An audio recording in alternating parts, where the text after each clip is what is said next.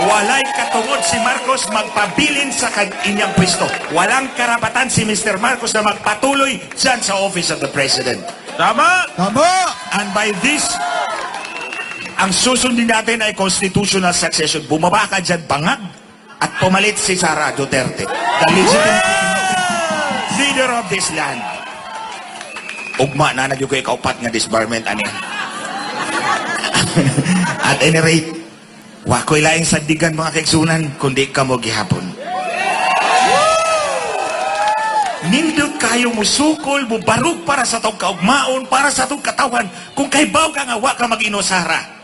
Wa mag-inusara si President Duterte, wa mag-inusara si Sara Duterte, si Basti Duterte, ako, kay naamong tanan. Sa among likod, sa among kiliran. Daghan kay salamat. Muraking lapas naman siguro ko. So di na ako magdugay, balik na lang ako. Para sa inyo kaya kasayuran, kiring syudad sa Dumaguete, kapito na ko gabalik-balik din Bata pa ko, nagdebate na ko diha sa Luzon Auditorium. O di ko kalimot, best debater ko diha. Napil din ako inyong team.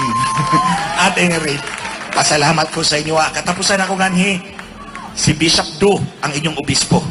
Dinakos Katedral ng Istorya. Bahin sa tinikasay sa eleksyon. Maugid na ang akong gibarugan.